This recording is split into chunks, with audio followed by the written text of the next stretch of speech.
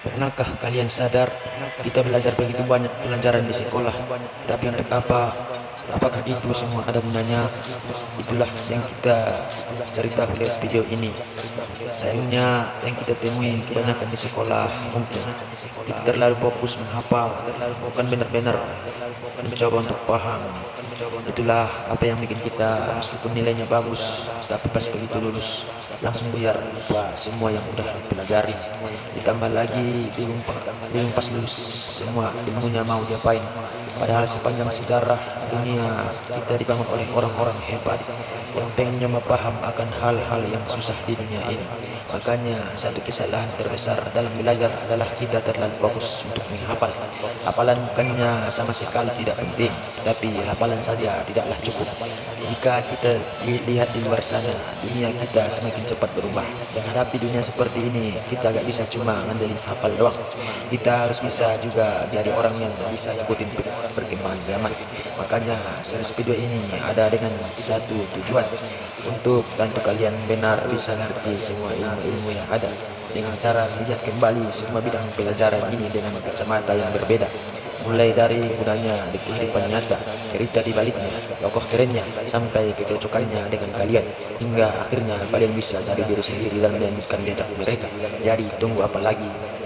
Kalau gitu, ayo kita bahas gimana sih cara belajar yang baik biar kita semakin mengerti pelajaran-pelajaran ini dan bisa jadi berguna buat kehidupan kita di sekolah atau kuliah. Mungkin kita sering banget ketemu rumus dan istilah yang susah, tapi ingat, tahan diri kalian untuk gak cuma menghafal dan menembak-nembak jawabannya aja, tapi justru lakukan ini. Akuin aja kalau misalnya kalian emang belum mengerti tentang sesuatu, karena itu adalah langkah pertama yang paling penting dalam belajar. Karena jika kita merasa diri kita sudah tahu segalanya, maka kita tak akan pernah benar-benar belajar lagi.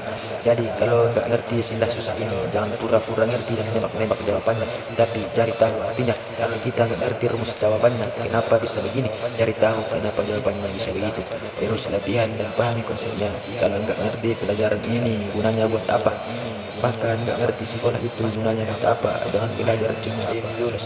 Cari tahu juga apa gunanya kalian belajar pelajaran ini buat di kehidupan kalian nanti.